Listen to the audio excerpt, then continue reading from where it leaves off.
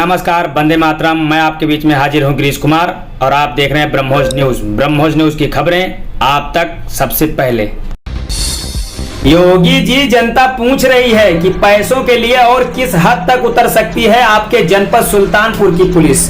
सुल्तानपुर प्रदेश में जहां एक तरफ गोरक्षा पीठाधीश्वर मुख्यमंत्री योगी आदित्यनाथ महाराज पूरे प्रदेश में ही नहीं बल्कि विदेशों में भी जाकर भ्रष्टाचार मुक्त प्रदेश का ढिंढोरा पीटते नहीं थक रहे हैं, वहीं दूसरी तरफ अगर हम जनपद सुल्तानपुर के सिर्फ पुलिस विभाग के कुछ छोटे से थाना चौकी व कोतवाली की बात करें तो जिले में कप्तान सोमेन वर्मा के शासनकाल में बीते कुछ माह में मीडिया द्वारा जिले के अंदर जनता के बीच प्रकाशित पुलिस विभाग के कुछ नायाब कारनामे खुलेआम भ्रष्टाचार मुक्त प्रदेश वाले दावे की धज्जियां उड़ाते दिखाई दे रहे हैं, जिसका एक छोटा उदाहरण बीते दिन कोतवाली देहात में देखने को मिला है। आपको बता दें कि बीते 17 सितंबर 2023 IGRS संख्या 587 पर एक महिला द्वारा धारा 376/506 IPC कोतवाली देहात में सिद्धार्थ पुत्र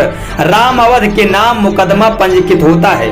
जिससे लगभग 2 माह बाद वर्षों से अमेठी, धम्मौर आदि जगहों पर चर्चा में कोतवाली निरीक्षक श्याम सुंदर द्वारा महज धन उगाही के चक्कर में सिद्धार्थ के परिवार से एक लड़के को तथा एक रिटायर फौजी सालिग्राम जिनकी उम्र लगभग 68 वर्ष है, उनको घर से गिरफ्तार कर बेवजह 3 दिनों तक थाने में बिठाए रखा गया है।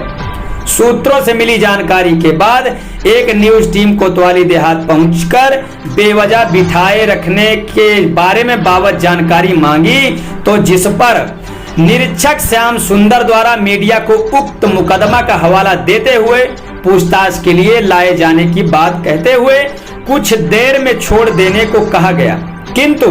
कुछ देर बाद खाना लेकर वहां पहुंची फौजी की पत्नी व बेटा को देख श्याम सुंदर के बड़े ही तल्लख अंदाज में तानाशाही में मीडिया के सामने ही अभद्रता के साथ जबरदस्ती पत्नी व बेटे को भी थाने में बिठा लिया। 216 में चालान करने की धमकी दी जाने लगी। हद तो तब हो गई जब कुछ देर बाद फौजी के साथ बैठाए गए लड़के को कुछ रसूखदारों की पैरवी व उनके द्वारा चढ़ाए गए प्रसाद को ग्रहण कर कोतवाल श्याम सुंदर ने उसे अभय दान दे दिया, किंतु फौजी व उनके परिवार के पास ना तो पैसा था, ना चढ़ावा चढ़ाने के लिए प्रसाद था और ना ही किसी सत्ताधारी नेता, मंत्री, विधायक की पैरवी होने के कारण थाने पर ही बैठाकर मानसिक रूप से परेशान किया जाता रहा। तानाशाह श्याम सुंदर की हिटलर शाही के बाबत न्यूज टीम द्वारा क्षेत्राधिकारी लम्हुआ अब्दुल सलाम व पुलिस अधीक्षक के नंबर पर उन्हें पूरी घटना से अवगत कराते हुए पीड़ित फौजी को न्याय दिलाए जाने की बात कही गई, किंतु अफसोस सीओ लम्हुआ व कप्तान के मोबाइल पर बात की गई, बावजूद उसके किसी भी जिले के उच्च अधिकारी ने पीड़ित को न्याय दिलाने में मदद नहीं की, जिसे देख एक न्यूज़पेपर द्वारा जब 19 नवंबर शाम अपने एक न्यूज चैनल के ट्वीट पर उक्त घटना को वायरल किया गया। वायरल खबर को देखने के बाद सीओ व कोतवाली अपनी कारगुजारियों पर पर्दा डालने के लिए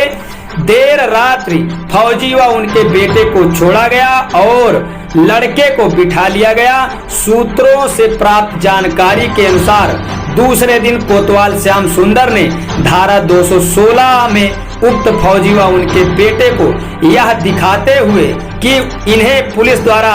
दौड़ाकर पकड़ा गया दर्ज करते हुए 216 में 4 दिन बाद न्यायालय लाया गया, जहां पुलिस की कारगुजारियों पर फटकार मिलने के बाद कोतवाली ले जाकर फौजी व उनके लड़के को पुलिस हिरासत से आजाद किया गया। पुलिस की प्रताड़ना से पीड़ित रिटायर फौजी द्वारा उच्च न्यायालय लखनऊ ने न्याय की मांग की गई, जिससे आज 20 नवंबर 2023 को उच्च न्यायालय लखनऊ ने क्षेत्राधिकारी लम्हुआ अब्दुल सलाम को कोतवाली निरीक्षक श्याम सुंदर को तलब किया है। ठीक इसी तरीके की एक घटना कुड़वार थाना अंतर्गत ग्राम पंचायत सरकौड़ा में देखने को मिल रही है। बीते 16 नवंबर 2023 समय लगभग 9:30 के आसपास रामकलब गुप्ता के पैतृक घर के सामने भूमाफिया भरत सिंह उर्फ भोला सिंह पूरे दल बल के साथ पहुंचते हैं और वहां बुनियाद खोदकर निर्माण करने लगते हैं। यह सब निर्माण देखकर रामकलब गुप्ता की पत्नी शिव कुमारी गुप्ता और उनकी बेटी उन्हें मना करती है कि आप यह निर्माण न करें, आप यहाँ गलत निर्माण कर रहे हैं। यदि आप यहाँ निर्माण करेंगे तो हम पुलिस में शिकायत कर देंगे। इसी बात को लेकर दबंग भोला सिंह और उनके दलबल के सभी लोग शिव कुमारी गुप्ता उनकी बेटी को मारने पीटने लगते हैं और कपड़े फाड़ देते हैं और अभद्रता करते हैं। इसके बाद भी माँ बेटियों का विरोध खत्म नहीं हुआ तो भरत सिंह के भतीजे ने रामकलब गुप्ता की बेटी का गला दबा दिया। उसके बाद उसने डायल 112 को सूचना दी। घटना पर मौके पर आधे घंटे बाद पहुंची पुलिस को देखकर सभी हमलावर और भूमाफिया वहां से हट गए और पीड़ित परिवार की कोई शिकायत दर्ज नहीं हुई। तब पीड़िता एवं पीड़िता की पुत्री 17 नवंबर 2023 दिन गुरुवार को जब थाना कुड़वार प्रभारी गौरी शंकर पाल को शिकायत देने पहुंची कि उनके साथ और उनके बेटी के साथ माफियाओं द्वारा मार पड़ी है और गला दबाकर जान से मारने की कोशिश की गई है, तो इस पर थाना प्रभारी गौरी शंकर पाल द्वारा पीड़िता शिव कुमारी को कहा जाता है कि तुम बेवजह परेशान न हो, पहले अपने गार्जियन को बुलाकर लेकर आओ और यह मनगढ़ंत कहानी मत बनाओ। और शिकायत दर्ज न होने पर पीड़िता पुलिस प्रशासन की इस डामाडोल व्यवस्था को कोसती और रोती हुई वापस घर लौट आती है। तो सवाल बनता है कि क्या जिसकी नेताओं से बड़ी पहुंच रहेगी, सांसद विधायक से अच्छे संबंध रहेंगे, उसी पर पुलिस सुरक्षा भी मेहरबान रहेगी, या फिर जिसके पास अकूत धन का चढ़ावा मिलेगा उसकी मदद करेगी? यह अकेला सरकौड़ा ग्राम पंचायत का मामला नहीं है, ऐसे ही कई मामले उत्तर प्रदेश में प्रकाश में आते रहते हैं जिस पर गरीब रोता हुआ और भूमाफियाओं का और दबंगों का अत्याचार सहता रहा है और आंतरिक व्यवस्था को कोसता रहा है। क्या भारत देश में और उसके अंदर उत्तर प्रदेश में गरीबों को न्याय मिलना कोई जुर्म है? यदि गरीबों को न्याय मिलना जुर्म है तो संविधान की बनाई गई सारी धाराएं किस पर लागू होती हैं और किस तरीके से न्याय व्यवस्था स्थापित हो? यह सवाल है उन सभी आंतरिक व्यवस्था बनाए रखने वाले पुलिस प्रशासन के जिम्मेदारों से कि वह किस तरीके से समाज में अव्यवस्था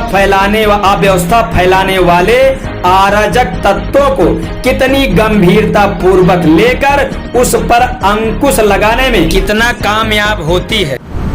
नमस्कार, ब्रह्मोस न्यूज में आपका स्वागत है। मैं हूं आपके बीच में कृष्ण कुमार। ब्रह्मोस न्यूज में सबसे बड़ी खबरें आप तक सबसे पहले।